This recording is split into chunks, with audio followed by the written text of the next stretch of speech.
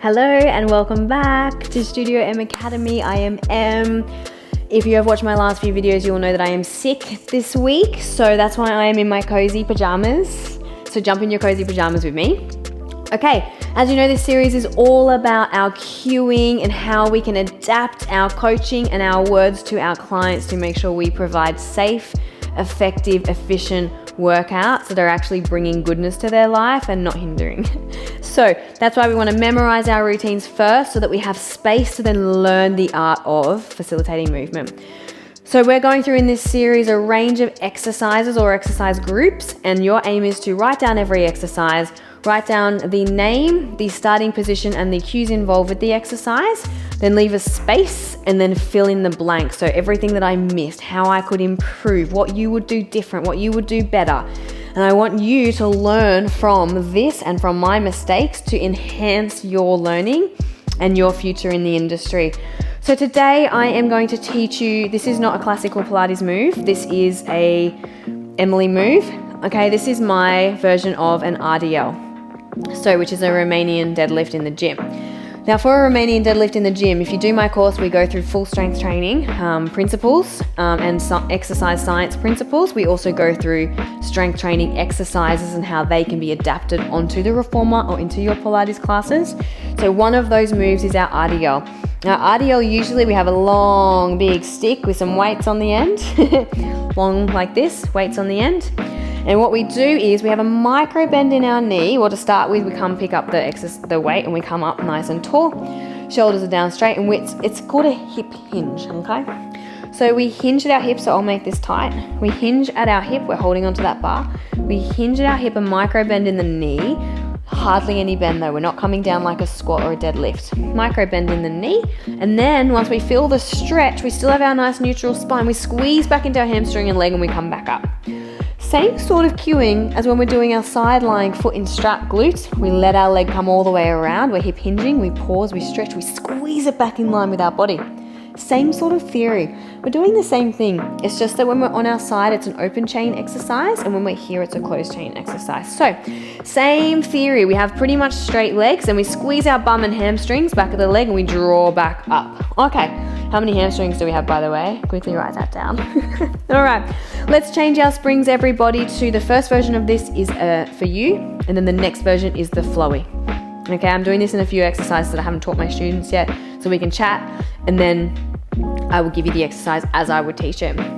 Okay, everybody, we are going to change our springs to a single blue spring. All right, single blue spring. What we're going to do is we are actually going to get into the carriage hole. All right, so what we do, we safely bend down, pull the carriage back as we step in. Now it's a really light spring, so it should be fine. And then just figure out if you can put a blue spring, which is a half spring, on where your foot isn't. If you can't, it's a little bit awkward, you can do it standing out, but I like standing in because you can get a nice stretch. So bring your foot bars up a little bit so that most people can touch, because watch this stretch, how good's that for your hamstrings? Can hang out here. So as people are getting set up, I say come have a quick stretch here. Stretch out your hammies, reach for the ground, shift your weight forward, relax here. Most people, this is a stretch. Unless they're a bit more flexy, hypermobile, they won't get anything from that. Okay, from here, we are going to weight shift into our left leg. So feel your whole foot gripping onto the ground for a moment, release it, relax. Feel your left calf muscle, your hamstring quad, and your bum squeezing. Now we are going to take our right foot, the base of our foot, and pop it onto the reformer bed. Now we're pushing that reformer bed back so our thighs are in line. So now what we have is a directional force coming from behind, meaning we have to work our right quad, okay, because we're trying to push it back, which is almost knee extension. We're in flexion, but it's supporting us to stay here is all we need to know. Base leg now is on, straight away you'll feel it. From here, we're doing our hip hinge. So I start off with my classes with no weights in our hands here, but as I progress them on from the strength training principles, we start using hand weights here. This is amazing for balance. So you wait, as soon as you put this on here, it wants to like push you around. So it makes your proprioception, your understanding of where you are in space quite heightened. okay?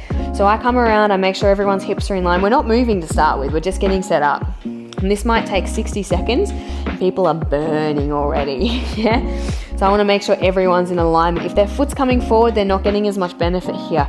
Soon as you have that force driving from behind, you watch your glutes turn on, your big muscles at the back, your hamstring, your left hamstring, everything. Okay, once everyone is set up, you can have a pinky or a finger on the foot bar, but watch the difference. Pop your hand on next time you're in studio and just feel how much, as soon as you put weight on your hands, your legs release instantly. But you need to have that option for people that don't have good balance yet. All right, so from here, once we are stable, we're going to keep our base leg straight, or it has a micro bend in it, and we're going to hinge, so poke your bum back and we're hinging at our hips. Our thighs are staying in line, so just watch people's feet will like come forward like this. There's nothing wrong with it, there's nothing wrong with it at all, but I want them working through stability. The aim, intention here is understanding where our body is in space. We hinge at our hips, feel that hinge. Feel the stretch down the left side of your leg. Once you feel that stretch, you squeeze back through that left hamstring, back of the leg and bum, and come back up to standing. We hinge again. We come back up. So there is no carriage movement here.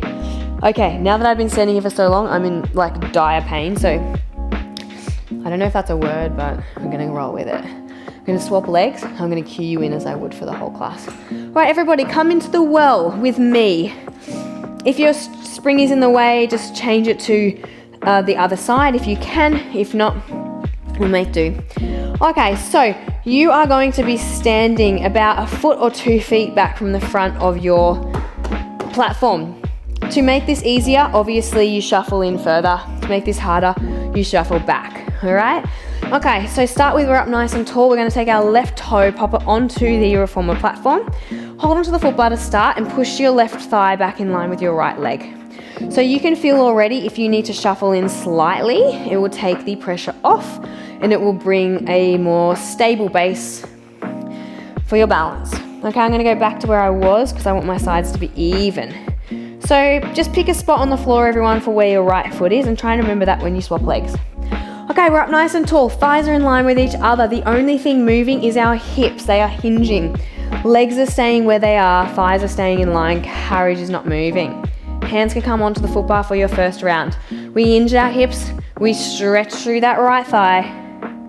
Once you feel the stretch, we squeeze back up through that right leg. Hamstring and bum. I'm just going to shuffle forward a touch. We go again. Can you release your hands this time? Try and keep the carriage as still as possible. Feel that stretch. We draw back up. This is my favorite exercise in the world, by the way. We hinge our hips. We stretch into our right hamstring. See my knee creeping forward? Push it back. Come back up. Nice. 2 more. We hinge at our hips. Nice straight line from our hip to our head. We're trying not to dome through our back or hyperextend through our back. Just a nice neutral spine. Pop that knee back in line. Come back up. If you want to add on a layer here, you can, but they're pretty poop by now, to be honest with you. So you can bend into that front leg, hinge your body forward. Now we're in more of a deadlift position and you can pulse that back leg, but small pulses. The aim is not actually to be using that back leg. It's not getting sore because it's light. The aim is putting instability onto your base leg. So have fun with that. So our setup starting position is foot on reformer. I'm just going to change legs because that's my sore leg. Foot on reformer, pushing back in line with your body. Starting position is thighs in line with each other. We're up nice and tall. Our middle of our exercise position is hinged at our hips. Back is nice and straight in line with body. Thighs are in line down here. Feel the stretch in the left leg. Squeeze to that left leg. Come back up to starting position. We hinge. We straighten. It's a really slow process because you want that stretch in that left leg. And you want to push the floor away to come back up. Then you can sit down and come back out. But I, my friends, am done for today. I need to go and rest and eat. Thank you so much for bearing with me through these videos. I hope you got something out of it. I will make a more detailed version of this and how I add that into my flows in a few videos time. So that there is called my Reformer RDL. I love it to death. It's so good for a stretch and a strengthening exercise for your hamstrings and your glutes, but also your stabilizing glutes. So as you know, you have 2 main stabilizing glutes. What are they? Gluteus medius, gluteus minimus. Yes, if you said that, you are correct. You've also got your TFL down the side, your tensor fascia latae. It also supports here as well. That runs into your ITB bend, as you all know. So many other muscles working here. That's just the key things. I will leave that there with you. Thank you for being with me. Thanks for learning with me. Thanks for supporting my channel. And I will see you in the next video.